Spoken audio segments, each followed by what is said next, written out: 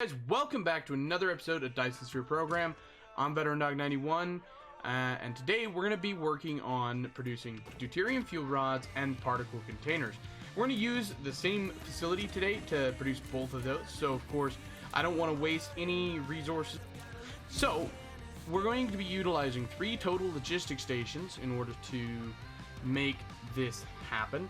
And so how we're going to set up production is we're going to have each one of the logistic stations pull the resources or send the resources necessary to produce the different components. So in order to produce deuterium fuel rods, we need deuterium, we need titanium, and we need magnets. So we're not going to set that up out of this one, sorry. For particle containers though, we need graphite, copper, and motors, which we're going to pull all of those through this logistic station. Then for this logistic station over here, we're going to pull the titanium alloy, we're going to pull the deuterium, and we're going to pull the super magnets, the super magnetic ring.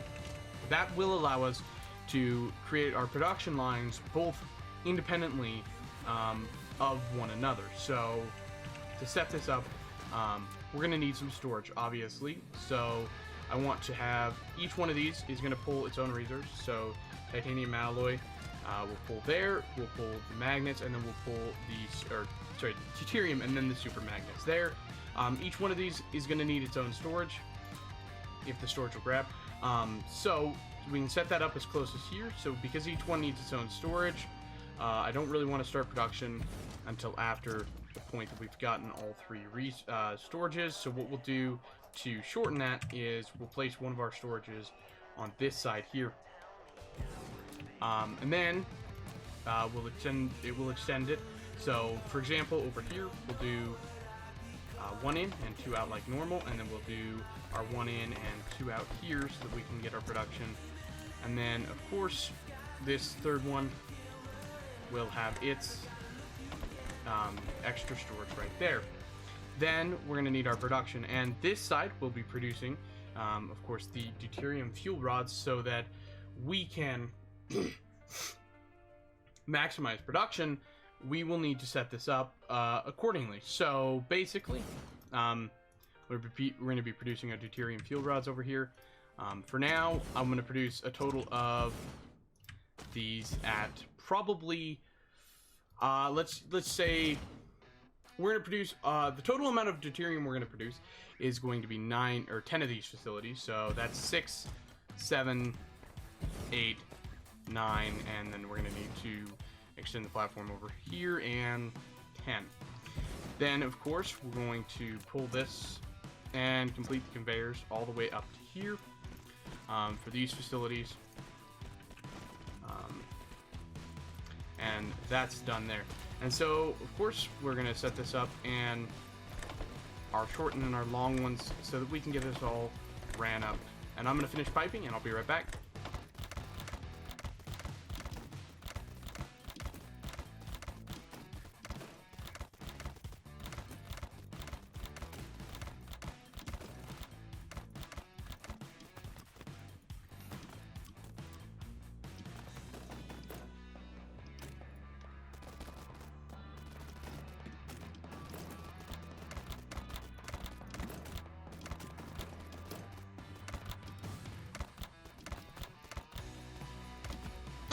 Okay, welcome back. So as you can see, we have this logistic stations 36 here, which we're going to be supplying with both our deuterium rods for one finished product and the second finished product, particle containers. And that will allow us to basically make the production and then send it out, and we don't have to waste this extra logistic station, which is what I was talking about earlier. So the next step, of course, is to set up the other side here to do basically the exact same thing, just with the production of the particle containers. And so we're going to set up again the storages so that we can store all the extra products that we bring over. That way we have backup storage, which of course we'll want. That way if we run out for some reason over there, we'll have a bunch of backup over here while we try and sort out fixing that production. Same normal pattern, and it gets a little repetitive, so of course we'll do that. Then the production here is going to be well, pretty much the same, but different. We're going to set up our particle containers, and then we're going to place 10 of these as well. And so I'm going to speed this up, and I'll be right back.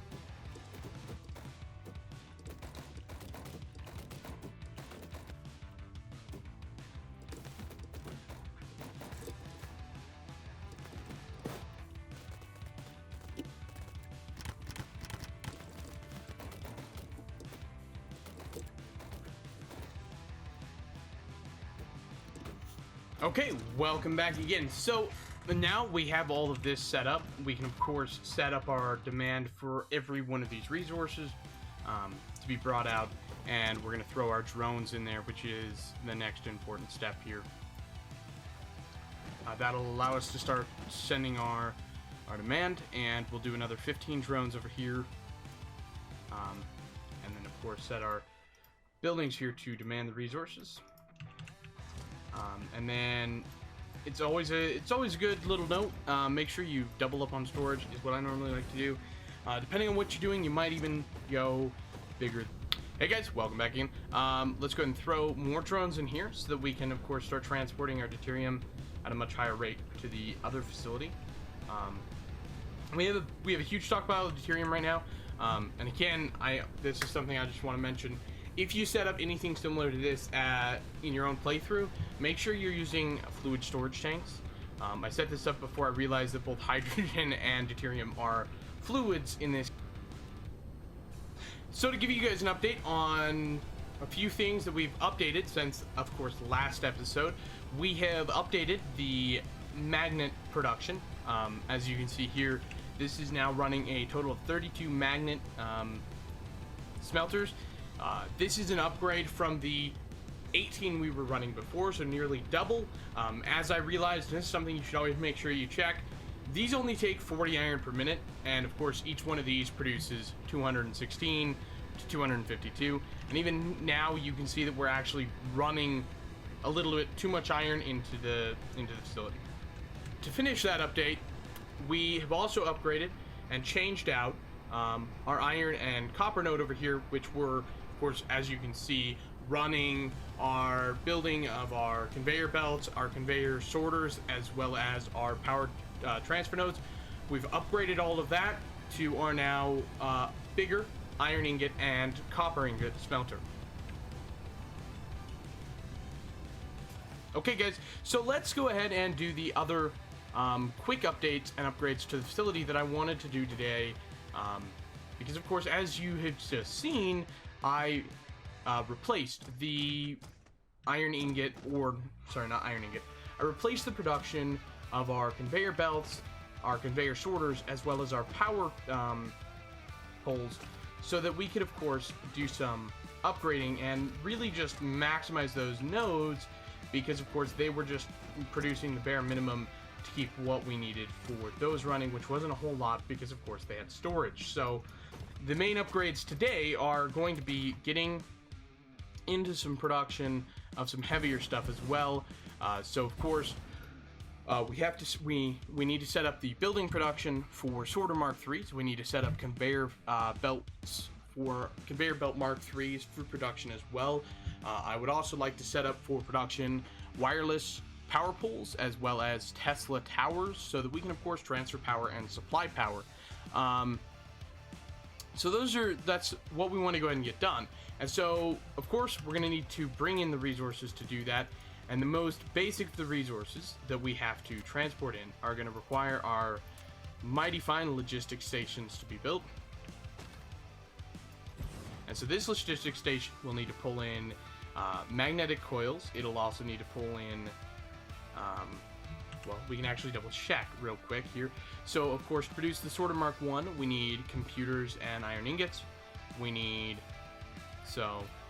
to bring in, let's go ahead and clear and reset that so that we can bring in basically the main resources for producing the small stuff. And we'll need gears from over here as well. For the production of Tier 2, we need the 2 types of motors, and to produce Tier 3, we need more of those types of motors for the sorters, and to produce these, we'll require the super magnetic rings and graphite, which of course means we need one more logistic station as close as possible to this old one, which we're going to place there. That will handle Tier 2 production of our facility. So I'm going to speed up the building of the facility, and we'll talk.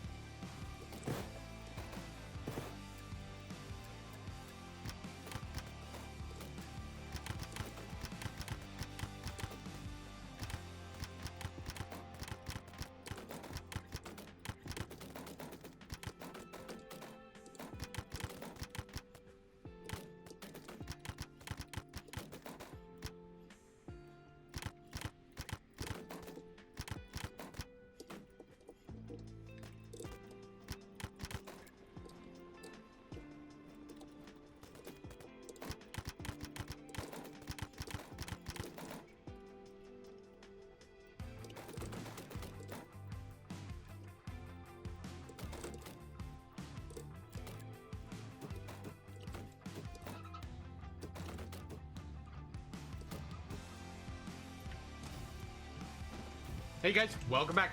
So we've gotten everything done here. We have of course not put logistic drones in this one yet because I forgot, to be fair. Let's go ahead and throw those in there. This can now pull graphite, it can pull all the motors, it can pull all the steel plates and ingots necessary to produce everything we need to produce, and it will pull everything together and eventually sort it out, and then we will end up with storages full with about 25 capacity worth of tier 3 conveyors and tier 3 sorters, and of course that is exactly what we wanted. Let's go ahead and pretty this up just a teensy bit here and make it just look a little teeny bit better. Don't want anything looking out of place. I like to keep everything nice and pretty, so let's go ahead and get this all done up. But as you can see, it's pretty simple to set up conveyors production, and of course, you know, getting everything set up right is ultimately the goal. So as you can see, everything comes together, and we're basically should be set up for continuous production of conveyors and belts. It does look like this is saying input failure, which isn't making much sense to me, so let's go ahead and grab that. Can we? Okay, we can actually line that up off that conveyor already. So you may have seen me do that so that I could get this conveyor to line up and go in. Of course, that works pretty well. So now we should be running. The only thing we're lacking is the electromagnetic motors, so let me just go check on those real quick. Hey, so welcome back. So the reason we, of course, are having an issue with electromagnetic motor production, or therefore the lack of, is because we only produce 180 per minute, and between the particle containers consuming, the super magnetic motors consuming, and of course the conveyors consuming, we need more like 360 or 420 or just more production. So that's gonna be like the last thing we do for today's episode, is increasing the amount of production we're doing here. And there's some pretty simple ways of doing that, and the first way is we're going to basically double up on what setup we currently have here, which is 1, 2, 3, 4, 5, 6, 7. So we currently have 14 on this side. We're gonna go ahead and do another 14 on the other side, and just basically double up on the facility. So 1, 2, 3, 4, 5, 6. Okay, apparently I can only do 6 here, which will, I mean, 6 will work, so it won't quite be as productive as the other side, but that's fine. Of course, I want to say that there only being 6 of these, and there being 7 of these, we don't really need the extra production. So we're going to line this up, and we're going to set up our production up here. Boop.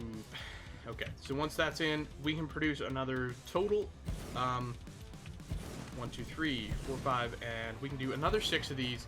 Now, the reason we can do 6 of those and not actually have an issue is the way it's done. So let me come out of here. We're going to change this up slightly. We're going to change where that's ran. Once that's converted, we're going to change that over. And we're going to change that over. We'll set this filter up to pull the magnets, and we'll change out this one here, pulling magnets as well, so that we can change this slightly. We're going to move our power poles. So of course, to come along with that setup, we need to move the power poles so that they're actually centered between the two conveyors that'll be pulling our magnets, and the magnets are going to come straight up, and they're gonna be the first line again, so they'll run there. Looks like we're gonna have a slight problem between these two here, which is unfortunate because that means we're getting so close to the fulfilling the maximum amount we can handle here. So coming out the back here will be gears in the front, and they'll wrap around like so. Hopefully, yeah, we can't get a conveyor in there. So to set this one up,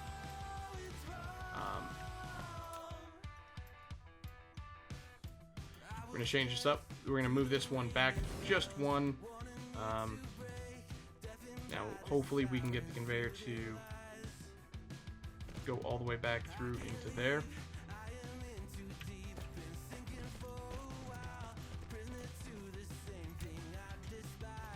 This is unfortunate because really we'll leave that there in the same spot, and then we'll just this machine will have to be moved out slightly in order to accommodate the fact that we're building in a much smaller area now. So this will come around here, go like this, then it'll curve in and run like so. And you guys can of course build, you know, once you've got this built wherever you decide to build it, it can be built far different to how I'm building it, which allows you to maybe use a more efficient means of doing it. Can I actually go straight across the back here? I can't.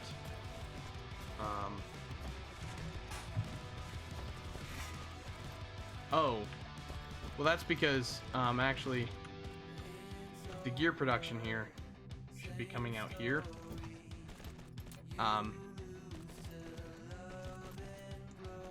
We'll stop that momentarily here. This should actually be our iron plate production, not our gear production.